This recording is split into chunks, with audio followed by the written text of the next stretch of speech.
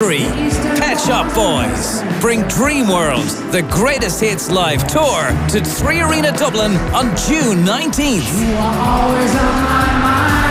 Tickets from $82.05, on sale now from Ticketmaster.ie. Additional charges may apply. Pet Shop Boys, Dreamworld, the greatest hits live. Tickets on sale now. At Power City, you can recycle your old electrical appliances free. To find out more, go online to powercity.ie or call in store today. The world is getting a little more. But maybe more could mean something else. More means more proactive green energy solutions. More means more wind turbines and more recycling. More means more biodiversity and more energy storage. More means more hydrogen and more solar farms, because more clean energy means more efficient living, means more thriving communities, means more energy autonomy. That's why we're more than Mona. Learn more at morethanmona.ie. More than Mona. Virgin Media customers, the power to play lies in the palm of your hand with our best price mobile plan exclusively for you. Add our new free Spirit Unlimited plan to your Virgin broadband for just €20 a month and enjoy the freedom to move with a 30-day contract. Switch your mobile today. See virginmedia.ie/mobile. Virgin Mobile. It's playtime. Terms and conditions apply. See virginmedia.ie. Guaranteed Irish business members like Peninsula continue to sustain jobs and communities across Ireland. Peninsula is committed to delivering professional excellence in HR and employment law services. With over 25 years of supporting businesses all over Ireland, Peninsula's approach tailors HR services specifically for your needs. Success starts here. Visit peninsulaireland.com or call 1-800-719029 to schedule your complimentary HR consultation. So look out for the G. Guaranteed Irish. Altogether better. Go full Lidl and fire up your bank holiday. Get perfect smoky flavours with our quality ceramic egg barbecue. Was $99.99, now $89.99. Fill the grill with 4B approved barbecue meats, free for €10. And quench your thirst with Guinness. 12-pack now $19.88. Shop without compromise. Go full summer at Lidl. Get the facts, drink aware, visit drinkaware.ie. Football on Off the Ball. With Sky, don't miss Liverpool versus Spurs on Super Sunday. Live only on Sky Sports. This is News Talk. Yeah, Liverpool v Spurs on Super Sunday, and yeah, if you were on another planet for the week, it does look like the title race in England is more or less over, albeit Manchester City still actually trailing Arsenal by 2 points, but have that 2 games in hand, and then the battle for I guess for 4th place is probably the most compelling thereafter, but some interesting games this weekend, and we'll talk about the Irish interest as well, which to be fair is a lot more centred on the Championship this weekend. But tomorrow it's Bournemouth v Leeds, Fulham v Man City, Manchester United v Villa, who are somehow actually in the battle for a Champions League spot now, Newcastle United, who are third against Southampton. Gavin Zuna dropped during the week. We'll chat to Dan McDonnell about that shortly as well, and Liverpool against Spurs, who showed a bit of bite during the week. Yeah, what with the rugby on today, it's obviously an abridged show, so we're just here to talk football until 2 o'clock. I'll try to keep you up to date as well with all the scores in the Championship. And in the snooker, I know a lot of you are keen to hear the updates from that. It's now Selby 11, Mark Allen 9, so that's the best of 33. So Selby edging kind of 2 back in front. How you getting on, Dan? Yeah, I'm good. We'll chat about the big story of the week presently, but in terms of the League of Ireland, it has become a 2-horse race quite quickly, I would argue. Well, you love just like declaring it as such. I mean, Bohs are still top of the table. You can't write out a team that's top of it. I think over the long run, it probably will pan out that way, but that's just projecting what you think might happen. I think you can't really say that definitively when, Bohs could beat Cork on Monday and Derry and Rovers draw, and then all of a sudden you're talking about gaps, Statement win for Derry City. Yeah, it was a big win for them. I know Tim Clancy was raging about the penalty decision, but I saw I wasn't at a game, but the LOI-TV season pass is great. You can flick around between games, and I probably saw more of Derry Pats than any other game, and it's just signs of life in Derry. All right, like they've been dreadful at home, but they've got some of their better players back. Michael Duffy's in good form.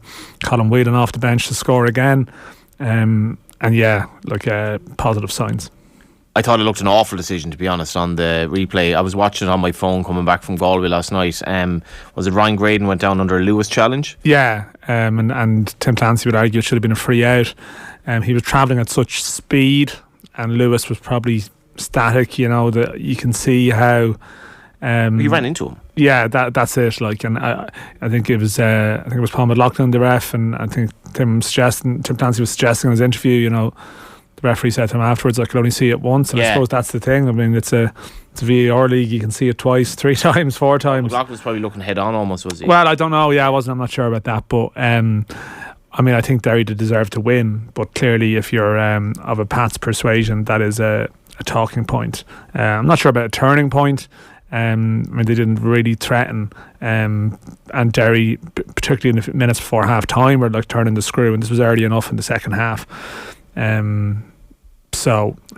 listen. Derry have sometimes struggled in those games as they've gone on. If they haven't broken the team down, definitely helped them. It liberated them to score when they did. And it liberated them. Colin Whelan's fit again. The game in Tala, actually, funny enough, talking to a few Shamrock Rovers fans afterwards, you were doing the red zone last night, in effect, hopping around games and all that.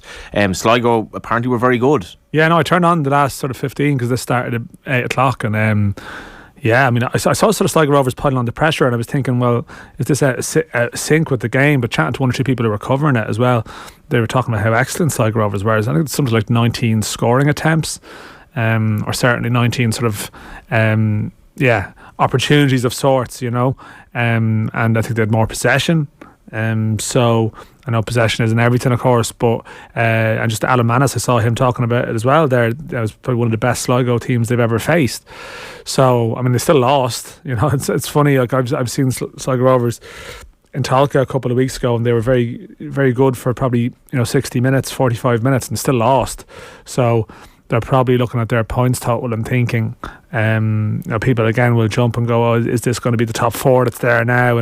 And although Shells have actually now broken into it last night, but I think Sligo Rovers might feel their points return doesn't match their performances. Just briefly, it's definitely 2 horse race in Division 1. Well, yeah, you tell me. You were in Galway last night. Funny enough, first home game of the season, and it was a really poor game. And I was always the case when the big record crowd turns up, isn't it? Yeah, and apparently a bug went through the Galway United camp this week. But it was like last season. There was very little football played. Cove played what little football was played, but didn't really create anything. And you just look at Galway United; they look like they know how they're going to win. They know the way they're going to win. But they face Waterford now next Friday, which is a massive game. There's obviously a round of games Monday as well, but Waterford's doing the job in Bray. Yeah, but I think Waterford, when you think about it, they've changed the manager. Probably had the sense that they've had a bad start to the season in some ways, because of that instability. They've only dropped 7 points, but they're still 7 points off the top, which is sort of mad. Galway have won every game. I saw your old, everyone's old mate Pat Dolan in his column in the Star the other day talking about how Waterford were unstoppable, and thinking, well, no, I think probably Galway might be unstoppable. They've won every match they've played. I was at Punchestown on Wednesday, met JD, having a good time, JD, but it's definitely among the conversation from people within racing and just people who are hovering around was just an article that you wrote in which the headline was, if someone proposed a horse and greyhound racing fund now with the terms in place, you'd be laughed out of town. There has been a little bit of reaction to this in government circles as well, and if anyone, I guess a lot of people listening won't actually have heard about this, just tell us what this kind of research you did was about in the sense of what the FAI is looking at in terms of potential funding for football. Yeah, no, it was raised. Leo Varadkar was eventually asked about it I think on Thursday. But yeah, this is the FAI commissioned a report. They got an economic consultants, KHSK, to do this. It's actually a couple of years back, to look into the horse and greyhound racing fund, which is it's the funding mechanism for the governing bodies of horse racing and greyhound racing, where they're funded by government. It dates back to 2001. In that time, 1.5 billion has been paid. When it was established in 2001, the means of funding it was the income from betting tax would basically be diverted towards the governing bodies of the 2 sports, both of which were in a little bit of crisis at that time. The governing bodies were being reformed, so it was a sort of a broader. There was a few things going on, but certainly at that stage there was a sense maybe a lot of people were betting on horse racing and greyhound racing, and the bookies were benefiting from showing horse racing and greyhound racing. The state was benefiting from tax, and maybe the governing bodies themselves were in a little bit of bother, and this was a way to introduce a form of state funding, but from betting tax. Now, this was under the auspices of sport. Around 2009, it was handed over to agriculture classification. This is crucial distinction in the sense that it's suggesting that these aren't quite sports in terms of, so they're not subject to like the conditions of funding sport, it's funding industry. And yeah, since then, in particular, I suppose there's been a slight divergence between, say, the betting tax income and the overall contribution. The betting tax was reduced. There's a long story here. I suppose the short version of it is there's been a lot of money going to these two sports. I still refer to them as sports, over a long period of time, justified on the basis that they are industries who are big employers. The FAI... Are they big employers? Well, we can talk about that in a minute. But the FAI just wanted to commission an analysis into the history of how the fund actually operated, which has raised some questions about, I suppose, the appropriateness of this fund, the amounts in terms of the use of public funds for this purpose. When you have a situation where other sports now generate huge amounts of I suppose income for the betting levy and receive nothing. And in recent years the betting tax has gone up again, and that's led to a windfall. It's led to an increase in funding for horse racing and greyhound racing. There's been a correlation between that and an increase in prize money and horse racing in particular. And the analysis also questioned some of these reports that are trotted out. I mean, listen, this is an FEI report, right? FEI have commissioned a firm to do a report for them. HRI had Deloitte do a report for them a couple of years back about figures of, employment created by their industry. But, this report obviously looked into, that's a quarter of their betting shop employees and ripple effect employees, and you can question it. But I think it's probably important. This has created a lot of response. Like Leo Varadkar was in the Dáil talking about, I don't agree with the FAI's divisive approach here in pitting sports against the other. Well, it's funny. Actually, if you look back, I found this in 2012, 2013. Actually, Leo Varadkar was talking about expanding the betting tax when he was Minister for Sport. He was thinking it might be an idea, and there's discussions where he was looking at this. There's been a layered government response to it, right? Leo Varadkar was quite, I don't know, how would you describe it? Quite dismissive and unhappy with this being raised. Talking about this being, divisive, and don't be pitting sports against each other. And now I would say the whole sports grant system in this country actually pits sports against each other all of the time. And there's obviously been, forays at various times about hockey pitches in certain constituencies receiving funds and other sports not. So the whole nature of it is you compete for sports against each other. It's not quite, straightforward. Then you had a Department of Sport suggesting that, this money from the betting levy isn't technically ring-fenced. This was after their discussion of the fund. It isn't technically ring-fenced for this fund, yet there's numerous instances on the Dáil record where people talk about the relationship between the betting tax and the horse and greyhound racing fund. And in fact, the 2001 Act had a commitment that the funding would never fall below the betting tax from 2001. So there's a clear relationship between betting income tax and the funding of this. There's just an unwillingness generally, I think, from a lot of politicians to get on board with this. And you hear about this privately from people, is that it's a little bit of a delicate issue, because naturally horse racing and greyhound racing are intertwined to varying degrees, it must be said, with the rural economy. I think there's a clear distinction here that probably horse racing attracts a lot of the headline attention because there's a bit of glamour and the high profile owners, and it's probably easily accessible because Cheltenham and Punchestown and everything is on the mind, where it could be argued that the actual funding for greyhound racing is a bigger, more contentious, as and I know, attendances and the numbers involved are probably smaller. And there's probably a broader issue here about how sport is funded in the country generally.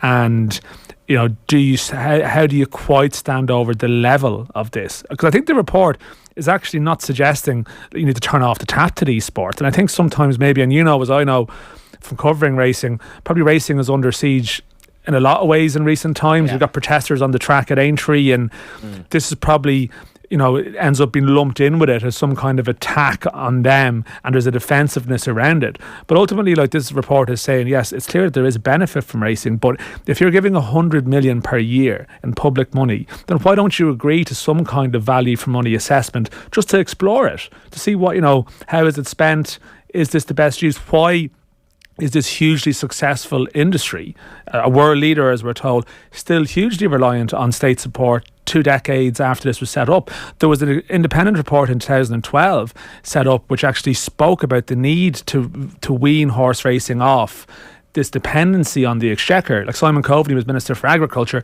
spoke about it extensively. Brian Kavanagh, at the time, who was HRI chief at the time, would have said the same thing. So everyone's been speaking about it for years, yet we have a situation where it's still reliant on this huge amount of state funding. And maybe you can tell me why that is. Well, you look at the situation in Britain. It's the complexity of getting money from it's the complexity of getting money from betting that has gone online as well that has been problematic in Britain. When it was betting shops, it was much easier to figure out how much money we get from the betting shops. Betting shops are now struggling, so trying to tax online. If you look at the situations in, say, France and other countries where there's a monopoly in terms of the tote, that's fine. The funding structure in Britain is obsolete now. It doesn't work. The levy situation is broken. So in this country, we have moved towards taxing online, but people don't bet on greyhounds anymore. So the greyhound they bet on greyhounds to an extent, but football has become the biggest betting event, way bigger than greyhounds. And as you know, the profit margins are bigger in football, and you speak to anyone in working in the bookmaking industry, as I have across the last week or two, and they will say a lot of their internal promotions are like target customers on football. So, but yes, you have this weird situation where effectively, no matter what wordplay people try and use, this windfall from the increase in betting tax in recent years, driven in a large way by increased bets on football, is going towards the funding of horse racing and greyhound racing. And when you're talking about public funds, you have to examine all, the report, for example, in detail talks about assessing an economic metric as a return for public funds, i.e. people will come out and say, well, you get €30 for every euro you put in to horse racing, which a figure again can be disputed in some ways how that is reached, but still there is clearly a return. But we're talking about public funds, you have to talk about the benefits to health, you have to talk about the number of people that participate in a sport, you have to sort of offset some of the positive costs of that sport versus the negative costs that it can create. And it's just broadening the debate. Like in the Dáil last year, there was a motion put forward by both Labour and I think Sinn Féin to just a value for money assessment of the amount that is put in, how it's maybe deviated from the initial terms and conditions in 2001. Are we willing to have a look at this? And it was voted down, which makes people think, well, why don't you want to look at this when there's various reports in the last 10-15 years that have spoken about this and said this is a little bit unusual. Can we look at this? It's anachronistic, Dan. This is the point. Yeah. It's anachronistic because, as you point out, 2001 was a different world. Greyhound racing is tiny now relative to football in terms of betting. It's tiny relative to football in terms of interest, participation, everything. Why is greyhound racing getting 20% of a fund that football is getting nothing from? Yeah, and I know a lot of people, a lot of the responses to this, and I think I made this point the other day, it really just goes to show how damaging the Delaney years were for the FAI, because a lot of people hear about this and all they hear is FAI and money, and they jump to thinking, well, I mean, they wasted everything. Look what they did. And I mean, it's very hard to argue with that from the football perspective.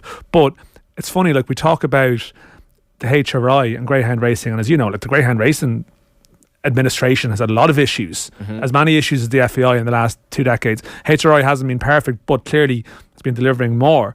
But people hear the FAI and they initially think of the FAI and the Blazers and the sort of bumbling and the blundering, and don't necessarily think about all the participants, all the people who play the sport, all the thousands of people who suffered because of the Delaney years. And the argument is, well, because your governing body screwed up then, maybe you need to get a little bit of punishment and continue to suffer for this now, when we know there's a chronic need for investment and facilities for a sport. It does. And there's other sports that clearly generate betting levy too.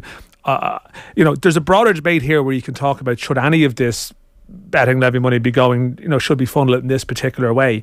And I accept that debate exists, but while this mechanism effectively operates, it's very hard to stand over it in its current guise. And I think that's the debate that has been opened up here, and there seems to be a lot of sensitivity in the response to it, which I think is pretty illuminating. Absolutely telling indeed. Our erstwhile buddy Kevin Kilban had an article today in the Irish Times speaking about just this Man City thing. It's not to be enjoyed. Like, I've seen articles across a couple of media where people watched that Man City dismissal of Arsenal the other night and were like, nah, this doesn't sit well with me.